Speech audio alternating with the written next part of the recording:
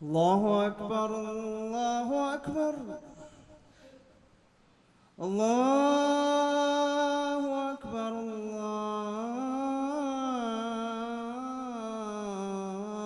الله أكبر. إن الحمد لله نحمده ونستعينه ونستغفره ونؤمن به ونتوكل عليه ونعوذ بالله من شرور أنفسنا ومن سيئات أعمالنا من يهده الله فلا مضل له ومن يضلله فلا هادي له أشهد أن لا إله إلا الله وحده لا شريك له وأشهد أن محمدا عبده ورسوله أما بعد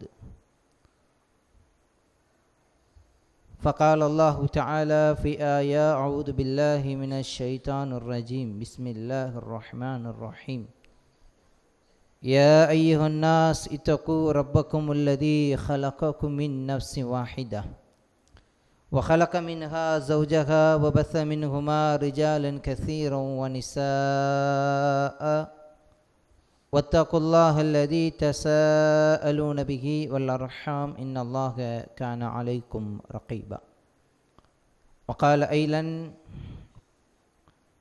يا أيها الذين آمنوا اتقوا الله حق تقاته ولا تموتن إلا وأنتم مسلمون وقال نبينا صلى الله عليه وسلم فإن أصدق الحديث كتاب الله وأحسن الهدي هدي محمد صلى الله عليه وسلم وشر الأمور محدثاتها وكل محدثة بدعة وكل بدعة ضلالة وكل ضلالة في النار اللهم صل على محمد وعلى آل محمد كما صليت على إبراهيم وعلى آل إبراهيم إنك حميد مجيد اللهم بارك على محمد وعلى آل محمد كما باركت على إبراهيم وعلى آل إبراهيم إنك حميد مجيد. எல்லா புகழும் ஏக இறைவனாகிய அல்லாஹ் ஒருவனுக்கே உரித்தாகட்டுமாக. அவனுடைய அன்பும் கருணையும் சாந்தியும் சமாதானமும் எமர்மானா ரசூலே கரீம் ஸல்லல்லாஹு அலைஹி வஸல்லம் அவர்கள் மீதும் அவர்களுடைய அடிச்சுவடுகளை அப்படியே அடிபராமல் பின்பற்றி வாழ்ந்த உத்தம சத்திய சகாபாக்கள் மீதும் சகாபிய பெண்மணிகள் மீதும் இமாமுகள் மீதும் நல்லடியார்கள் மீதும் குறிப்பாக இந்த யௌமுல் ஜுமா தினத்தன்று ஒன்று கூடி இருக்கக்கூடிய நம்மீதும் அல்லாஹுடைய அன்பும் அவனுடைய கருணை பார்வையும் என்றென்றும் நம்மீது நிலவட்டுமாக என்ற பிரார்த்தனையோடு எனது உரையை ஆரம்பம் செய்கிறேன். அன்பிற்கினியவர்களே, இந்த வார ஜும்மா உரையின் தலையங்கமாக தலைப்பாக அல்ஹம்துலில்லா என்ற இந்த வார்த்தையினுடைய பவர், இந்த வார்த்தையினுடைய சிறப்பு, இந்த வார்த்தையை யாரெல்லாம் சொல்லி இருக்கிறார்கள் என்கிற ஒரு சில செய்திகளை நமக்கு மத்தியில் நாம் கண்டிப்பாக தெரிந்து கொள்ள கடமைப்பட்டிருக்கிறோம். அன்பிற்கினியவர்களே, அல்லாஹுவால் மேன்மைக்குரிய கண்ணியத்திற்குரிய ஒரு படைப்பாக நாம் இந்த உலகத்தில் வாழுகிறோம். இப்படி வாழக்கூடிய இந்த காலத்தில் நமக்கு மத்தியில் இரண்டு விதமான செய்திகள் அவ்வப்போது நம்மளை கடந்து சென்று கொண்டே இருக்கும். அந்த இரண்டு விதமான விஷயங்களும் சில நேரங்களில் அடிக்கடியாக அது தோன்றலாம், சில நேரங்களில் எப்பமாச்சும் ஒருக்க அந்த செய்தி நமக்கு வரலாம், அல்லது தினமும் அந்த விஷயங்களை நாம் பட்டுக்கொண்டே இருப்போம். அந்த இரண்டு விஷயங்கள் என்ன? ஒன்று மகிழ்ச்சி, இன்னொன்று கஷ்டம். இந்த ரெண்டுமே நம்முடைய வாழ்க்கையில் ஒன்றோடு ஒன்றாக இருக்கக்கூடியது. இந்த ரெண்டுமே நமக்கு மத்தியில் அடிக்கடி ட்ராவல் பண்ணக்கூடியது. இப்படி இந்த ரெண்டுக்கு மத்தியில் தான் நம்ம என்ன செஞ்சுட்டு இருக்கிறோம், இந்த துன்யாவில் வாழ்ந்து கொண்டு இருக்கிறோம் என்பதை எல்லோரும் அறிந்த புரிந்த ஒரு செய்தி. ஆனால் இஸ்லாமிய மார்க்கத்தை பொறுத்தவரையில் பொதுவாகவே ஒரு முஸ்லீம் இந்த உலகத்தில் வாழுகிற பொழுது அவனுக்கு ஏதாவது கஷ்டங்கள் ஏற்பட்டுருச்சுன்னு சொன்னால், ஒரு முஸ்லீமுக்கு ஏதாவது கவலை வந்துட்டுன்னு சொன்னால், அந்த கவலைக்கு அந்த முஸ்லீம் அருமருந்தாக எதை பயன்படுத்த வேண்டும் என்பதை இஸ்லாம் நமக்கு தெளிவாக சொல்லித் தருகிறது. அது ரெண்டாவது ஒரு விஷயம். இன்னொரு விஷயம் என்னென்னு சொன்னால், நமக்கு மகிழ்ச்சியான செய்திகள், ரொம்ப சந்தோஷப்படக்கூடிய செய்திகள் நம்ம கேள்விப்படுகிற பொழுது, உதாரணத்திற்கு சொல்வதாக இருந்தால், நம்ம பிள்ளைக்கு அல்லது நம்முடைய பையனுக்கு ஒரு கல்யாணம், நம்ம பையனுக்கு வந்து ஒரு பொண்ணு பார்க்கப்பட்டாச்சு நீங்களேன், இந்த செய்தியை நம் கேள்விப்பட்ட உடனே இது ஒரு மகிழ்ச்சியான செய்தி, ஒரு சந்தோஷமான செய்தி. அல்லது தன்னுடைய பிள்ளைக்கு ஒரு நல்ல ஒரு பையன் கிடைச்சிடான்னு சொல்லி ஒரு செய்தி கேள்விப்பட்டுச்சுன்னு சொன்னால் ஒரு மகிழ்ச்சியான செய்தி. அல்லது பெருநாளுடைய தினத்தில் மாஷா அல்லாஹ் 30 நாட்கள் நோன்பு நோற்று பெருநாளை சிறப்பாக நாம் முடித்திருக்கிறோம், பெருநாளை அழகான முறையில் நாம் முடிவு செய்திருக்கிறோம் என்கிற இந்த மாதிரியான மகிழ்ச்சியான செய்திகள். அல்லது ரொம்ப நாள் கஷ்டப்பட்டு நான் ஒரு வீடை கட்டினேங்க, வீடை கட்டி அல்ஹம்துலில்லாஹ் இப்போ நான் ரொம்ப சந்தோஷமாக இருக்கிறேங்க, இப்படியெல்லாம் மகிழ்ச்சியான செய்திகள் எல்லாம் சொல்லுகிற பொழுது அந்த செய்தியை யாரெல்லாம் கேட்கிறார்களோ கேட்கக்கூடிய நபர்கள் அதற்கு அடுத்தபட்சமாக சொல்லக்கூடிய ஒரு வார்த்தை என்னவாக இருக்குன்னு சொன்னால் அல்ஹம்துலில்லாஹ். அல்ஹம்துலில்லாஹ் என்ற இந்த வாசகத்தை நம்மில் ஏராளமான நபர்கள் சொல்லக்கூடிய விஷயங்கள் நம்மளால் பார்க்க முடிகிறது. ஆனால் இந்த அல்ஹம்துலில்லாஹ் என்ற இந்த வார்த்தையை, இந்த அல்ஹம்து என்று இந்த சொல்லக்கூடிய இந்த வார்த்தையினுடைய அர்த்தம் என்ன? இந்த அல்ஹம்துலில்லாஹ் என்று சொல்லக்கூடிய நபர்கள் இன்றைய உலகத்தில் எப்படி இந்த அல்ஹம்துலில்லாஹ்வை சொல்கிறாங்க, அந்த சொல்லக்கூடிய முறைகள் என்ன என்பதை நம்ம கொஞ்சம் என்ன செய்யணும் இந்த நேரத்தில் உரசி பார்க்கணும்.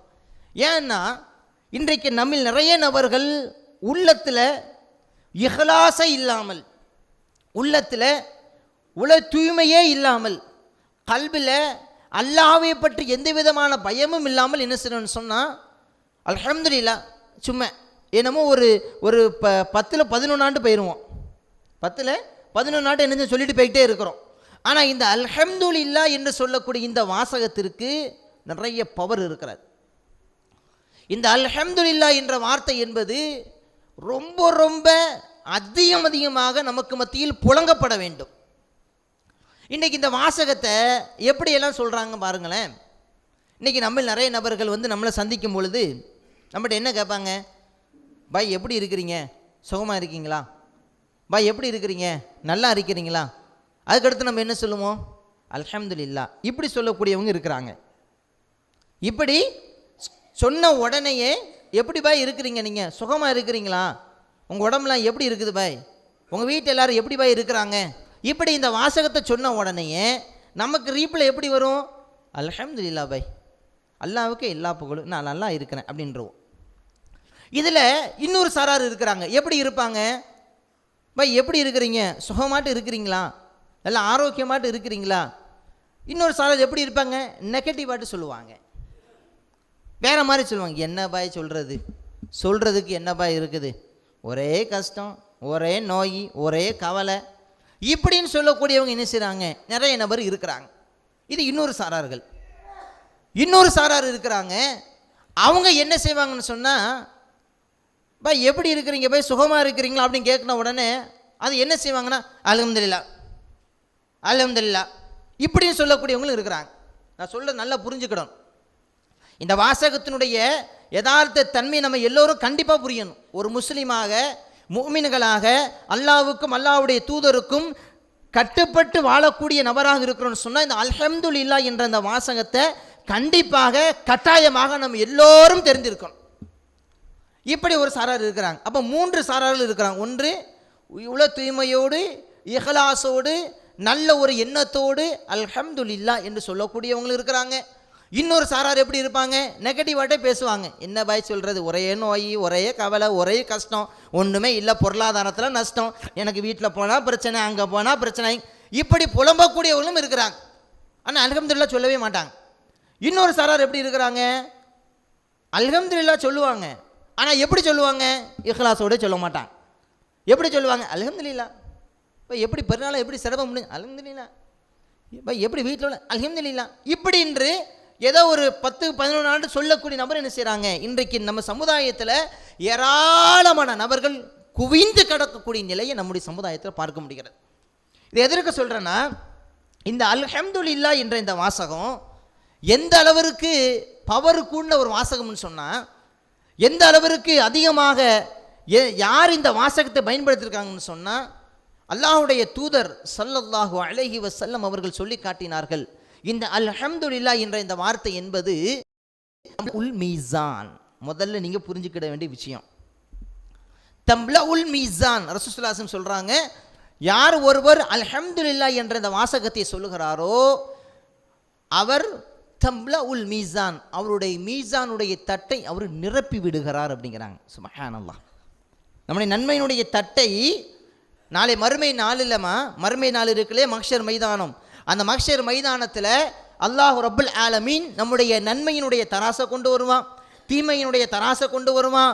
யார் அதிகமாக நன்மைகள் செய்திருக்கிறார்களோ அந்த நன்மைக்கு ஏற்றாற்போல் அவர்களுக்கு கூலி கொடுக்கப்பட்ட ஒரு சொர்க்கத்திற்கு சென்று விடுவார். எவர் ஒருவர் தீமையை அதிகமாக தன்னுடைய வாழ்க்கையில் செய்கிறாரோ அதற்கு பிரதிகாலமாக அவர் நாளை மறுமையில் நரகத்தில் கிடப்பார் என்பதை எல்லோரும் அறிந்த ஒரு விஷயம்தான். நாளை மறுமை நாளில் நம்முடைய தராசை நிரப்பக்கூடிய, நம்முடைய தராசுடைய தட்டை நிமிர செய்யக்கூடிய, பொங்கி வெளியக்கூடிய ஒரு அழகான அம்சமாக பெருமானார் ஸல்லல்லாஹு அலைஹி வஸல்லம் அவங்க சொன்னாங்க, அல்ஹம்துலில்லாஹ் என்று சொல்லுங்கள் அப்படின்னா. அது மட்டும் சொல்லலை, ரசூலுல்லாஹி ஸல்லல்லாஹு அலைஹி வஸல்லம் சொல்லி காட்டுறாங்க, தொடர்ச்சியாக அந்த ஹதீஸை பதிவு செய்கிறாங்க. சுப்ஹானல்லாஹ் அல்ஹம்துலில்லாஹ் என்ற இந்த ரெண்டு வாசகத்தை எவர் ஒருவர் சேர்த்து சொல்கிறாரோ அவருக்கு கிடைக்கக்கூடிய கூலி என்ன, தம்ல ஆணி அப்படிங்கிறாங்க. 2 தராசு நிரப்பக்கூடிய கூலி கிடைக்கும். ஒன்று வந்து அல்ஹம்துலில்லாஹ் சொன்னீங்கன்னு சொன்னால் ஒரு தராசு நிரம்ப உங்களுக்கு கூலி கிடைச்சிரும். சுப்ஹானல்லாஹ் வல்ஹம்துலில்லாஹ் என்ற இந்த 2 வாசகத்தை யார் சேர்த்து சொல்லுகிறாரோ தம்ல ஆணி, அவர்களுக்கு 2 மீசான்கள் நிரம்பக்கூடிய அளவிற்கு அவர்களுக்கு அவருடைய நன்மையினுடைய தராசை அல்லாஹ் உயர்த்தி கொடுக்கிறான் என்று பெருமானார் ஸல்லல்லாஹு அலைஹி வஸல்லம் அவர்கள் சொல்லுகிறார்கள். இந்த ஹதீஸை அப்படியே முடிவு செய்யாமல் ரசூலுல்லாஹி ஸல்லல்லாஹு அலைஹி வஸல்லம் அவர்கள் இன்னும் கூடுதலான ஒரு செய்தியை சொல்லி காட்டுறாங்க. எவர் ஒரு அல்ஹம்துலில்லாஹ் என்ற இந்த வாசகத்தை சொல்லுகிறாரோ அவருக்கு அவ் தம்லஉ மா பைன ஸமாவாதி வல் அர்த் அப்படிங்கிறான். வானங்கள் பூமி இந்த 2க்கு மத்தியில் எவ்வளோ வித்தியாசம் இருக்குது நம்மளால் சொல்ல முடியுமா? வானங்களுக்கும் வானத்திற்கு பூமிக்கும் எவ்வளவு கேப் இருக்குது, இந்த வித்தியாசத்தை நம்மளால் சொல்ல முடியாது. ஆனால் இந்த வித்தியாசம் அளவிற்கு உங்களுடைய தராசுடைய நன்மைகள் உயர்த்தப்படுகிறது அப்படிங்காங்க பெருமானார் ஸல்லல்லாஹு அலைஹி வஸல்லம் அவங்க. வேறு எதுக்கும் கொடுக்கப்படலை, அப்படி ஸ்பெஷலாட்டு அப்படி சிறப்புப்படுத்தி சொல்ல தரப்பட்டிருக்கிற ஒரு முக்கியமான ஒரு வாசகம் என்னென்னு சொன்னால் அல்ஹம்துலில்லாஹ் என்ற இந்த வாசகம் என்பதை நாம் முதலில் புரிந்து கொள்ள வேண்டும். இரண்டாவது விஷயம் என்னென்னு சொன்னால், இந்த அல்ஹம்துலில்லாஹ் என்ற இந்த வாசகத்தை ஒரு முறை அஅராபியு, அதாவது ஒரு அஅராபி வருகிறார். அஅராபினா யார் முதல்ல அதை புரிஞ்சுக்கிடணும். ஒரு காட்டு அரபி, அவருக்கு இஸ்லாம்னா என்னன்னு தெரியாது, ஈமான்னா என்னன்னு தெரியாது. ஆனால் இஸ்லாத்தை பற்றி தெரிந்து கொள்ள வேண்டுமென்ற ஒரு ஆசை ஆர்வம் இருக்கும். இவர் என்ன செய்கிறான்னு சொன்னால், ரசூலுல்லாஹி ஸல்லல்லாஹு அலைஹி வஸல்லம் அவங்க சில நசீகத்துகளை பண்ணும் பொழுது இந்த நபர் கூட இருக்கிறார். இப்படி கூட இருக்கிற பொழுது இந்த நபர் அல்லாஹ்வுடைய தூதர் ஸல்லல்லாஹு அலைஹி வஸல்லம் இடத்துல ஒரு கிராமப்புறவாசி வருகிறார். அல்லாஹ்வின் தூதர் அவர்களை, நீங்கள் ஒரு செயலை நீங்கள் எனக்கு சொல்லிக் கொடுக்கணும், நீங்கள் ஒரு அழகான அற்புதமான ஒரு செயலை நீங்கள் சொல்லிக் கொடுக்கணும், அதன் மூலமாக எனக்கு நன்மை அதிகரிக்கணும். ஃபஸ்ட்டு கண்டிஷன் போடுறார். ரெண்டாவது சொல்கிறாங்க, அல்லாஹ்வின் தூதர் அவர்களை, இரண்டாவது விஷயம் என்னென்னு சொன்னால், அதன் மூலமாக எனக்கு நன்மைகள் அதிகரிக்கணும், அதை சொல்கிறது மூலமாக நான் சொர்க்கத்திற்கு போகணும் அப்படிங்கிறார். அப்போ அல்லாஹ்வுடைய தூதர் ஸல்லல்லாஹு அலைஹி வஸல்லம் என்ன சொன்னாங்கன்னு சொன்னால், அப்படியா, நீ நன்மை உனக்கு அதிகமாக வேணுமா, நன்மையை செய்யணும் ஆசைப்படுறியா? இந்த உலகத்தில் நம்ம வாழ்ந்து கொண்டு இருக்கிற எல்லோருக்கும் ஒரு ஒட்டுமொத்த முஸ்லிம்களாக இருக்கக்கூடிய நம்ம எல்லோருக்கும் ஒரு ஒட்டுமொத்த எல்லோருக்கும் பொதுவான ஒரு ஹதீஸ் ரசூலுல்லாஹி ஸல்லல்லாஹு அலைஹி வஸல்லம் அழகா தெளிவாக சொல்கிறாங்க பாருங்க. அல்ஹம்துலில்லாஹ் சொல்லு. அந்த அந்த கிராமப்புற வாசிக்கு அல்லாஹ்வுடைய சொன்ன வாசிக்கணும்னா அல்ஹம்துலில்லாஹ் சொல்லப்பா. உனக்கு இந்த ஒரு வார்த்தை உன்னுடைய நன்மையை உயர்த்தி விடும். ஒரு நன்மையை மட்டும் உயர்த்தாது, அந்த நன்மையை உயர்த்துவதோடு சேர்த்து உனக்கு நாளை மறுமையில் சொர்க்கத்திற்கு இட்டு செல்லக்கூடிய ஒரு அற்புதமான ஒரு வார்த்தையாக இந்த அல்ஹம்துலில்லாஹ் என்ற இந்த வாசகம் அமைந்துவிடும் என்று பெருமானார் ஸல்லல்லாஹு அலைஹி வஸல்லம் என்ன செய்றாங்க, அந்த காட்டு அரபிக்கு சொல்லி அல்லாஹ்வுடைய தூதர் என்ன செய்றாங்க, அனுப்பி வைக்கக்கூடிய செய்தியை நம்மளால் பார்க்க முடிகிறது. அப்போ நாம் இன்றைக்கு வாழ்ந்து கொண்டு இருக்கிற இந்த முஸ்லிம்களாக இந்த உலகத்தில் உலா வந்து கொண்டு இருக்கிற நாம் இந்த அல்ஹம்துலில்லாஹ் என்ற வார்த்தையை எப்படி சொல்கிறோம்? இஹ்லாஸோடு சொல்கிறோமா? உல தூய்மையோடு சொல்கிறோமா? அதை புரிந்து சொல்கிறோமா? அதனுடைய அர்த்தத்தை விளங்கி சொல்கிறோமா? அதனுடைய யதார்த்த தன்மை என்று புரிந்து சொல்கிறோமா? அதனுடைய பவர் என்ன என்பதை புரிந்து சொல்கிறோம் என்பதை பார்த்தால் இன்றைக்கு நம்ம ஏராளமான நபர்கள் ஏதோ ஒன்று சொல்ல வேண்டும் என்பதற்காக வேண்டி சொல்கிறோம். ஆனால் அதை புரிஞ்சு சொல்லக்கூடிய நபர் இன்றைக்கி குறைவு.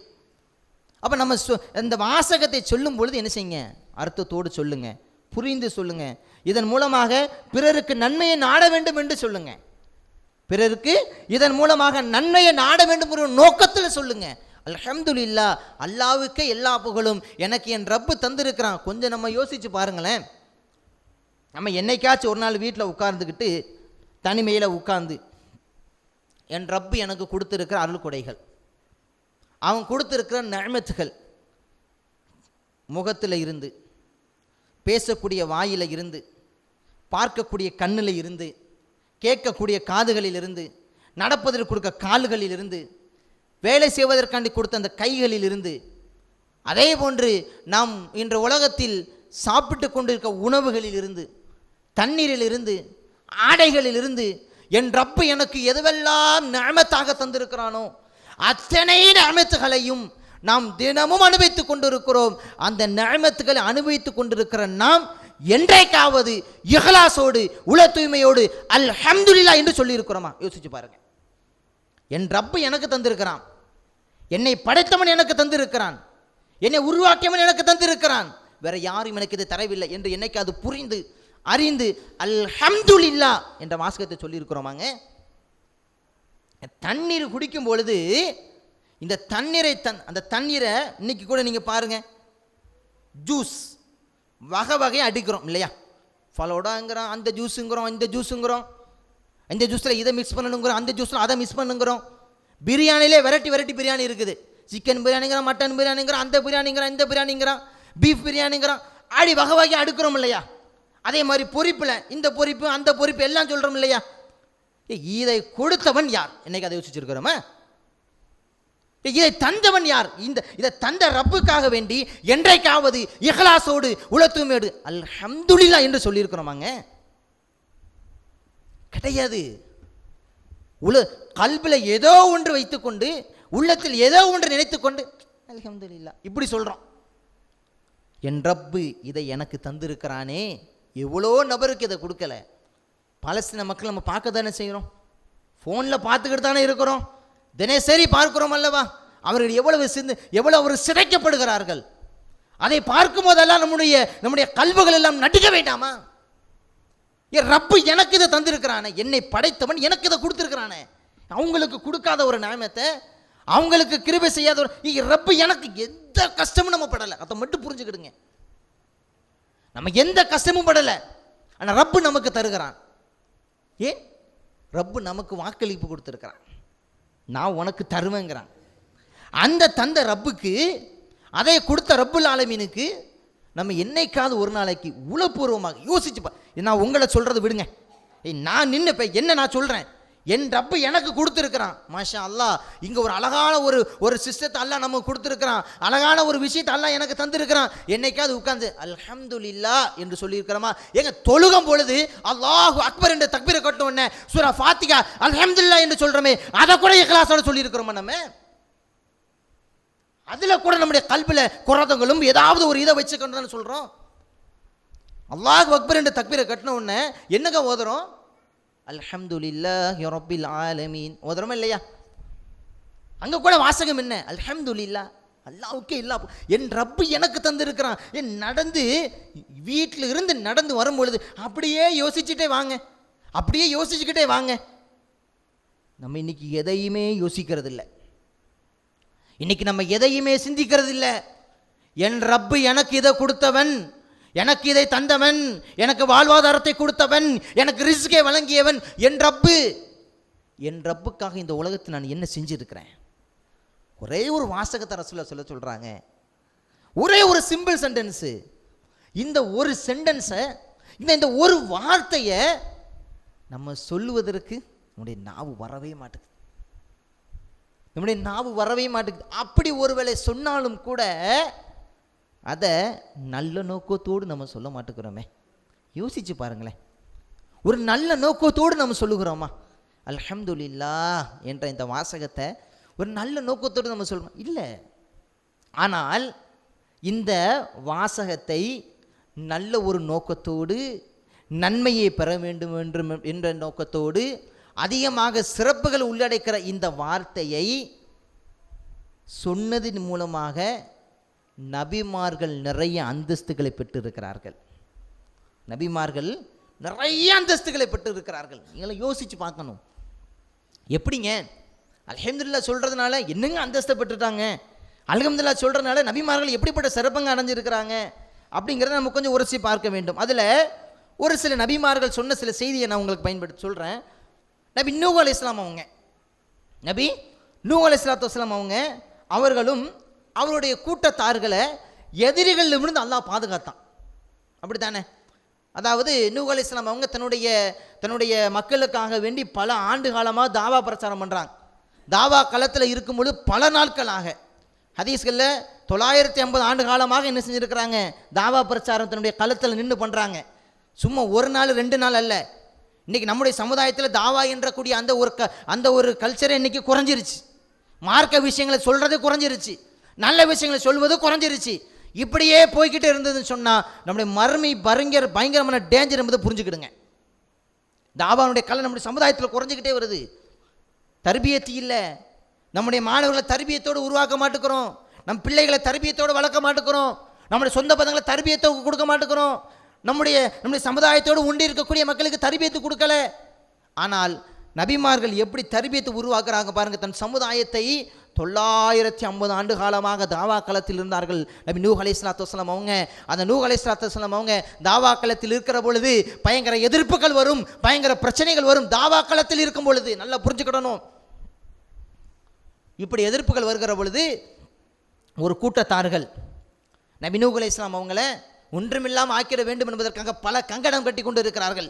இப்படி கட்டி கொண்டு இருக்கிற இந்த நேரத்தில் நபி நூஹ் அலைஹிஸ்ஸலாம் அவங்க அல்லாஹ்ட்ட துஆ செய்றாங்க, அல்லாஹ் இந்த மக்கள் என்னை இவ்வளவு பாடாப்படுத்துறாங்க, இந்த மக்கள் என்னை இவ்வளவு சித்திரவதைப்படுத்துகிறார்கள், யா அல்லாஹ்வே இவர்களை ஒன்றுமில்லாமல் ஆக்கிவிடு யா அல்லாஹ் என்று அல்லாஹ்விடத்தில் 2 கரங்களை ஏந்தி பிரார்த்தனை செய்கிறார்கள். உடனே அல்லாஹ் ரப்புல் ஆலமீன் அந்த பிரார்த்தனையை கபூல் செய்கிறான்.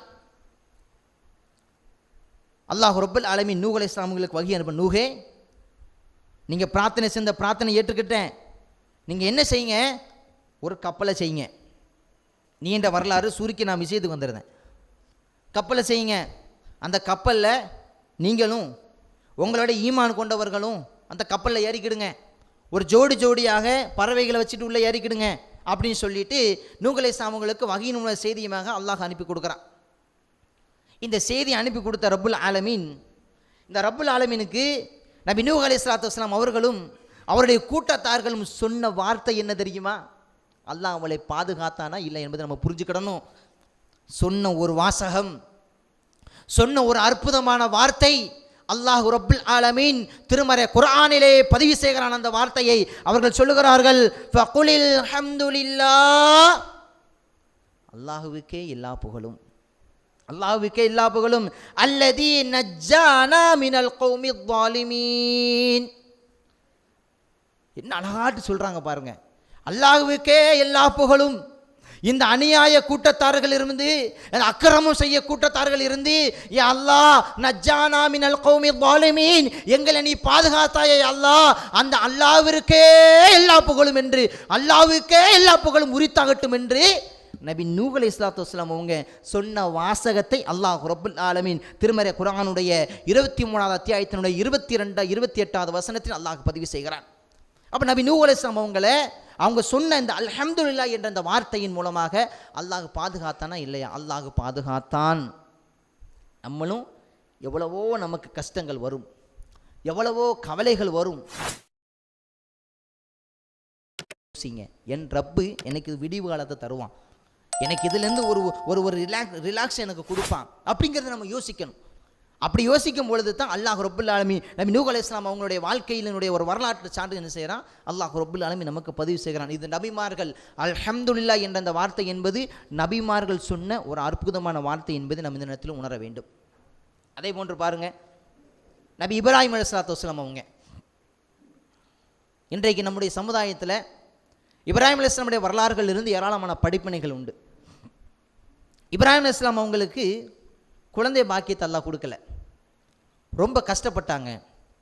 ரொம்ப இன்றைக்கு இந்த குழந்தை பாக்கியம் என்பது இன்றைக்கி நம்முடைய சமுதாயத்தை பொறுத்த வரையில் ரொம்ப ஒரு நிறைய பேர் ஏங்கி தவிக்கக்கூடிய ஒரு நிலை இன்றைக்கு சமுதாயத்தில். அது இல்லாதவங்ககிட்ட போய் கேட்டால் தான் தெரியும் அது எவ்வளோ கஷ்டப்படுறாங்க, எவ்வளோ கவலைப்படுறாங்க.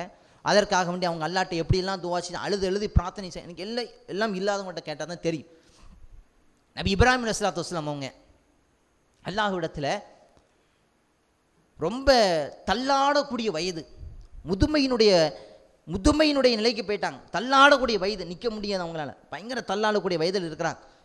இந்த வயதிலையும் அல்லாஹ் ரப்பு சுப்ஹானஹு தஆலா அல்லாஹ்வின் மீது கொண்டிருந்த நம்பிக்கை, அல்லாஹ் மீது கொண்டிருந்த உறுதிப்பாடு, அல்லாஹ் மீது கொண்டிருந்த எல்லாத்தையும் ரப்பிடத்திலேயே கொண்டு போய் சேர்த்தார்கள். சேர்த்ததுடைய பிரதிபலன் என்ன? அல்லாஹ் ரப்புல் ஆலமீன் அழகான புதல்வனை அல்லாஹ் கொடுத்தான். எவ்வளவு அழகான வரலாற்றுகள் இதெல்லாம். அல்லாஹ் குர்ஆனில் பதிவு செய்கிறான். நபி இப்ராஹிம் அலைஹிஸ்ஸலாம் அவர்கள் அல்லாஹ்விடத்திலே அவர்கள் இப்ராஹிம் அலைஹிஸ்ஸலாம் அவங்களுக்கு அழகான ஒரு புதல்வனை கொடுத்த பிறகு நபி இப்ராஹிம் அலைஹிஸ்ஸலாத்து வஸ்ஸலாம் அவங்க அல்லாஹ்ட்ட என்ன சொன்னாங்க தெரியுமா? என்ன வாசகத்தை பயன்படுத்தினாங்க தெரியுமா? அங்கே கூட அல்லாஹ்விடத்தில் அவங்க சொன்ன வாசகம் அல்ஹம்துலில்லாஹ். அல்ஹம்துலில்லாஹ், அல்லாஹ்வுக்கே எல்லா புகழுமே, அல்லாஹ்வுக்கே புகழ் அனைத்து முறித்தாகட்டுமாக. அல்லதி வஹபிலி அலல் கிபரி இஸ்மாயில் வ இஸ்ஹாக் இன்ன ரப்பி லஸமீஉத் துஆ. அழகாட்ட அல்லாஹ் சொல்றான் பாருங்க.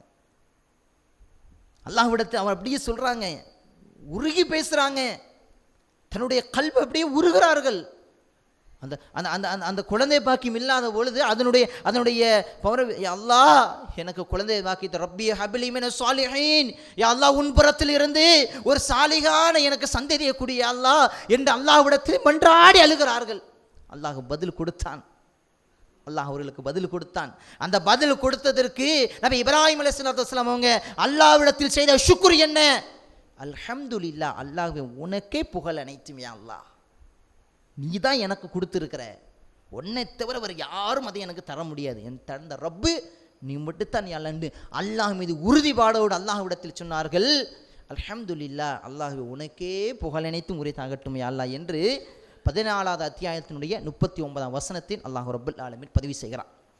அதே போன்று பாருங்க, தாவூத் அலைஹிஸ்ஸலாத்து வஸ்ஸலாம் அவங்க இந்த அல்ஹம்துலில்லாஹ் என்ற வார்த்தையை நபிமார்கள் பயன்படுத்தியிருக்காங்க. அதுதான் நான் சொல்லிக்கிட்டே வரேன். தாவூத் அலைஹிஸ்ஸலாத்து வஸ்ஸலாம் அவங்களுடைய மகன் சுலைமான் அலைஹிஸ்ஸலாத்து வஸ்ஸலாம் அவங்க எப்படிப்பட்டவங்க தெரியுமா? சுப்ஹானல்லாஹ், குர்ஆனுடைய வசனங்கள் அப்படியே புரட்டி போடும், அப்படி புரட்டி போட்டு அப்படி சொல்லித்தரக்கூடிய அழகான அற்புதமான விஷயம் இதெல்லாம். அல்லாஹ் ரப்புல் ஆலமீனே குர்ஆனில் பதிவு செய்கிறான்.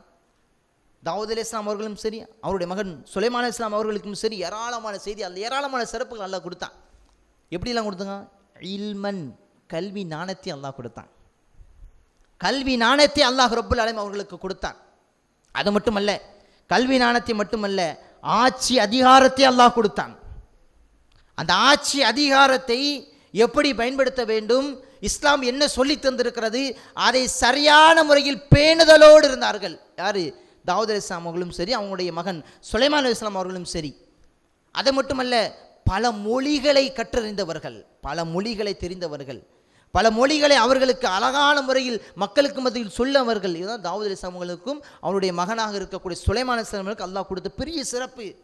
அதே போன்று இன்னும் கூடுதலான சிறப்பாக அவங்க என்ன கொடுக்கப்படுன்னு சொன்னால் ஜின்களை வசப்படுத்தக்கூடிய தன்மை அல்லாஹ் அவங்களுக்கு கொடுத்துருந்தான்.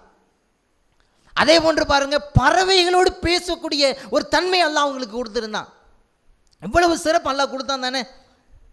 நம்ம தான் இன்னைக்கு அல்லாஹ் நமக்கு கொடுத்த நியமத்துக்கு நம்ம நன்றி சுக்குர் செய்ய மாட்டேங்கிறோம். அதான் அல்லாஹ் சொல்லி காட்டுறான், இன்னல் இன்சானலி ரப்பியில் லகனூத், மனித இனம் என்பது அல்லாஹ்விற்கு நன்றி கெட்ட தனமாகவே இருக்குங்கிறான் அல்லாஹ். அல்லாஹ் சொல்றான் குர்ஆன்ல.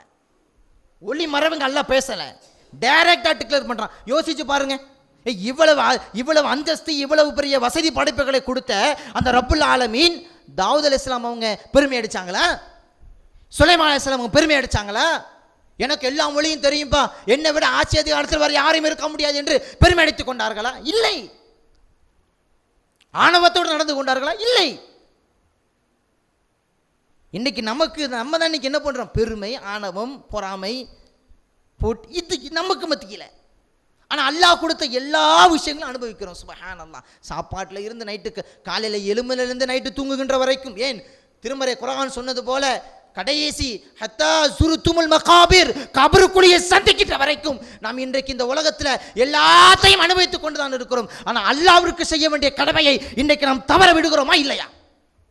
வேதனையோடு நான் சொல்லுகிறேன், வேதனையோடு நான் சொல்லுகிறேன். அல்லாஹ்விற்கு செய்ய வேண்டிய கடமையை இன்றைக்கு நாம் கண்டிப்பாக தவறவிட்டுக் கொண்டிருக்கிறோம். நோன்புடைய நாட்களில் எப்படி அழகான முறையில் இபாதத்தை செய்தோமோ, நோன்புடைய நாட்களில் எப்படி அல்லாஹ்விடத்தில் 2 கைகளை ஏந்தி பிரார்த்தனை செய்தோமோ, நோன்புடைய நாட்களில் எப்படி அல்லாஹ்விடத்தில் யா அல்லாஹ் என்னுடைய பாவங்களை மன்னித்து விடு யா அல்லாஹ் என்று அல்லாஹ்விடத்தில் மன்றாடினோமோ, அது இந்த நோன்புடைய முடிந்த பிறகு நம்முடைய பள்ளி வாசனுடைய தொடர்புகள் இன்றைக்கு குறைந்து விட்ட சமுதாயத்தில். வேதனையோடு நான் சொல்லுகிறேன், அல்லாஹ் கொடுத்த அனைத்து விதமான எல்லாத்தையும் அனுபவிக்கக்கூடிய நாம் ஏன் அல்லாஹ்வுக்கு சுக்குர் செய்ய மறந்து விடுகிறோம்? யோசிச்சு பாருங்க. அதே ரப்புல் ஆலமீன் எனக்கு ஒருவேளை உணவு தரவில்லை என்றால் யோசிச்சு பாருங்க, எனக்கு தண்ணீர் தரவில்லை என்றால் யோசிச்சு பாருங்கள். தொழுகையுடைய விஷயங்கள் நம்ம பின்னாடி லாஸ்டாக நிற்கொண்டு கொண்டிருக்கிறோம். ஆனால் தாவூத் அலைஹிஸ்ஸலாம் அவங்களும் சரி, அவருடைய மகன் சுலைமான் அலைஹிஸ்ஸலாம் அவங்களும் சரி, அல்லாஹ் கொடுத்த அந்த ஆட்சி அதிகாரத்தை கொண்டு பெருமை அடிக்கவில்லை. அவர்கள் கொடுத்த பொருளாதாரத்தை கொண்டு பெருமை அடிக்கவில்லை. அவங்க என்ன செஞ்சாங்க தெரியுமா? அல்லாஹ்விடத்தில் அவர்கள் சொல்லுகிறார்கள், வலக்கத் ஆத்தைனா தாவூத சுலைமான இல்மா, தாவூத் அலைஹிஸ்ஸலாம் அவர்களுக்கும் சுலைமான் அலைஹிஸ்ஸலாம் அவர்களுக்கும் இல்மை, நான் கல்வியை கற்றுக் கொடுத்தது அவங்க என்ன சொன்னாங்க தெரியுமா? வகாலா அல்ஹம்துலில்லாஹ், அல்ஹம்துலில்லாஹ், அல்லாஹ்வே நீ தான் எனக்கு கொடுத்துருக்கிற, எனக்கு வேறு யாரும் எதுவும் தரலை.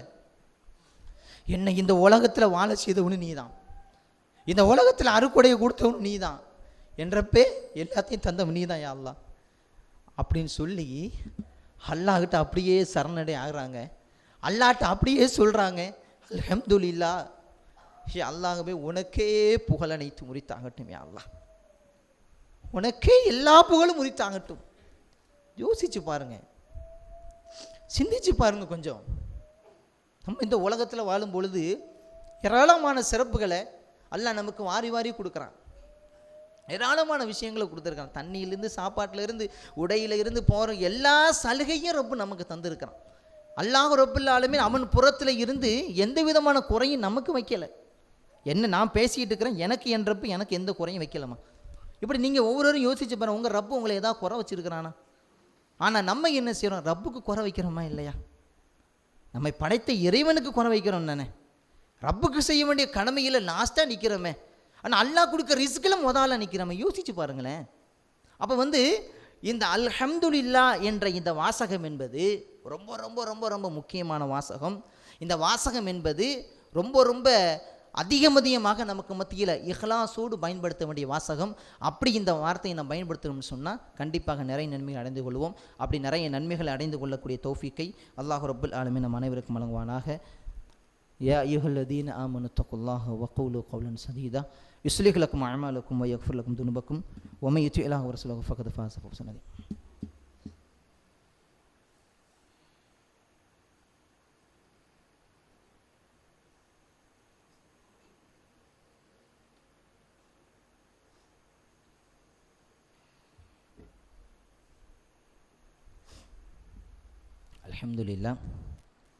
الحمد لله الذي هدانا لهذا ஒமா குன்னாலி நஹதிய லவுலான் ஹதான் அல்லாஹூ அம்மா பாயுது. கண்ணியத்திற்குரிய எல்லாம் அல்ல அல்லாஹு ஜல்ல ஷானு தாலாவின் நல்லடியார்களே, ஜும்மாவுடைய முதல் உரையில் அல்ஹம்துலில்லாஹ் என்ற இந்த வார்த்தையினுடைய சிறப்புகள் என்ன, இந்த வார்த்தையை நபிமார்கள் எதற்காக வேண்டி சொன்னார்கள், அந்த சொன்னதின் மூலமாக அவர்கள் எப்படிப்பட்ட பிரதிபலனை அடைந்து கொண்டார்கள் என்கிற ஒரு சில செய்திகளை நம்ம என்ன செஞ்சுக்கிட்டோம், ஜும்மாவுடைய முதல் உரையில் தெரிந்து கொண்டோம். இந்த அல்ஹம்துலில்லாஹ் இந்த வார்த்தை இருக்குது பாருங்களேன், நம்முடைய வாழ்க்கையில் நம்ம எல்லோருமே அன்றாடம் சொல்கிறோம்.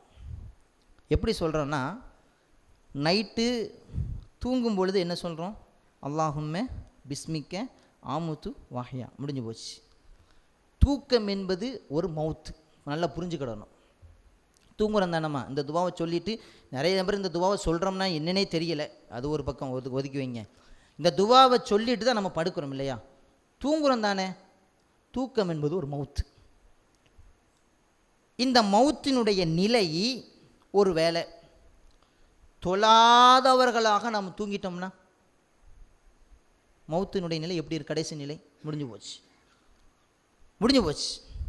அதை இது நம் தொழுதவர்களாக தூங்கணும்னா இந்த துவாவை சொல்லிட்டு சுப்ஹானல்லாஹ், அதில் அந்தஸ்து இருக்கிறது. ஏன், தூங்கின போது நம்ம மவுத்தாயிட்டோம், தூங்கும்போது மவுத்து தான். காலையில் எழும்பினோடனே அல்ஹம்துலில்லாஹில்லதீ அஹ்யானா பஅதமா அமாதனா வ இலைஹி நுஷூர். சுப்ஹானல்லாஹ். காலையில் எழும்பின உடனேயே சொல்லக்கூடிய முதல் வார்த்தை என்ன, அல்ஹம்துலில்லாஹில்லதீ அஹ்யானா பஅதமா. அல்லாஹுவே, நான் நைட்டு தூங்கணும் தானே, நான் நைட்டு தூங்கணும், அது மவுத்து, நான் தூங்கிட்டேன், மவுத்தாயிட்டேன். ஆனால் காலையில் எனக்கு உயிர் கொடுத்தாயே, காலையில் எனக்கு உயிர் கொடுத்தாயே, காலையில் எனக்கு உலகத்தில் உலா வர வேண்டும் என்பதற்காக எனக்கு ரூகை எனக்கு உயிர் தந்தாயே, அந்த உயிர் தந்த ரப்புக்கு எல்லா புகழும் உரித்தாகட்டுமாக. அதனால தான் காலையில் எழும்பினோடனே அல்ஹம்துலில்லாஹில்லதீ அஹ்யானா. எல்லாரும் துவாவை படிச்சிருக்கிறோம், எல்லோரும் இந்த துவாவை படிச்சிருக்கிறோம். ஆனால் சொல்வதற்கு அதே மாதிரி பாருங்களேன், தும்மும் பொழுது அல்ஹம்துலில்லாஹ் அப்படி தானே சொல்கிறோம், அல்ஹம்துலில்லாஹ்னு சொல்கிறோம் தானே. தும்மும் பொழுது நம்முடைய மூச்சை ரப்புல அப்படி பிடிக்கிறான். அல்ஹம்துலில்லாஹ் சொன்னோன்னா மூச்சை விடுறோம். இப்போ என்ன சொல்கிறோம், மூச்சை எடுத்து விட்டு மூச்சை திரும்பி தந்த ரப்புக்கே எல்லா புகழும் உரித்தாகட்டுமாக. சுப்ஹானல்லாஹ். அதை கேட்கக்கூடியவங்க யர்ஹமுக்கல்லாஹ், உன் ரப்பு மூச்சை எடுத்துட்டு உனக்கு கொடுத்தான் தானே, திரும்ப அந்த ரப்பினுடைய மூலமாக நீ ரஹமத்து பெற்று விட்டாய், அந்த ரப்பின் மூலமாக நீ ரஹமத்தை அடைந்து விட்டால். அதே போன்று அது கேட்கக்கூடியவர் அவர் திரும்ப அவருக்கு பதில் சொல்வார், யஹ்தீக்குமுல்லாஹு வ யுஸ்லிஹ் பாலக்கும். அல்லாஹ் ரப்புல் ஆலமீன் உனக்கும் அதன் நன்மையை கொடுக்கட்டும், உனக்கும் அல்லாஹ் ரப்புல் ஆலமீன் உனக்கு நேர்வழி காட்டட்டும் என்று திரும்ப அவர் உங்களுக்கு துவா செய்ய. எவ்வளோ அழகான மார்க்கம் பாருங்க. இந்த ஒரு சின்ன வார்த்தை எப்படி அப்படியே விளையாடுது பாருங்க நமக்கு மத்தியில். அப்போ நம்ம என்ன செய்யணும்னு சொன்னால், இந்த துவாவை சொல்லுகிற பொழுது அல்ஹம்துலில்லாஹ் இந்த வாசகத்தை சொல்லும் பொழுது கொஞ்சம் உணர்வுபூர்வமாக சொல்லுங்கள். ஏதோ ஒன்று சொல்லிட்டு போகிற மாதிரி இல்லாமல், ஏதோ ஒன்று தட்டி கழிச்சிட்டு போகிற மாதிரி இல்லாமல், இந்த துவா இந்த வார்த்தையை சொல்வதன் மூலமாக நமக்கு நிறைய பிரதிபலன் இருக்குமா, இந்த வார்த்தையை சொல்வதன் மூலமாக நமக்கு நிறைய நன்மைகள் இருக்கிறது. இந்த வார்த்தையை சொல்வதன் மூலமாக நபிமார்கள் செய்த ஒரு அழகான ஒரு வார்த்தை, நபிமார்கள் அடிக்கடி தன்னுடைய வாழ்க்கையில் அல்ஹம்துலில்லாஹ் உணர்வுபூர்வமாக இஹ்லாஸோடு உள்ளச்சத்தோடு உல தூய்மையோடு என்ன செஞ்சாங்கன்னு சொன்னால் இந்த வாசகத்தை சொல்லியிருக்கிறார்கள். எனவே நாமும் இந்த வாசகத்தை சொல்லும் பொழுது இஹ்லாஸோடு உல தூய்மையோடு நல்ல ஒரு எண்ணத்தோடு பிற மக்களுக்கு நன்மையை நாட வேண்டும் என்கிற நோக்கத்தோடு என்ன செய்யுங்க, இந்த வாசகத்தை சொல்லுங்கள். இந்த வாசகத்தை சொல்வதன் மூலமாக எப்படி பெருமானார் ஸல்லல்லாஹு அலைஹி வஸல்லம் அவர்கள் சொன்னார்களோ, தம்லஉல் மீசான், நம்முடைய மீசானுடைய தராசினுடைய தட்டை நிரப்பிவிடும் என்று சொன்னார்கள் பெருமானார் ஸல்லல்லாஹு அலைஹி வஸல்லம் அவங்க. அதே போன்று நம்முடைய நன்மையினுடைய தராசினுடைய தட்டை நிரப்பக்கூடிய நன்மக்களாக அல்லாஹ் ரப்பு சுப்ஹானஹு வ தஆலா நம் அனைவரையும் ஆக்குவானாக. இன்னல்லாஹ் யஅமுரு பில் அத்லி வல் இஹ்சான் வ ஈதாஇல் குர்பா வ யன்ஹா அனில் ஃபஹ்ஷாஇ வல் முன்கரி வல் பகி யஇலுக்கும் லஅல்லக்கும் ததக்கரூன் வ லذிக்ருல்லாஹி அக்பர் வல்லாஹு யஅலமு மா தஸ்னஊன்.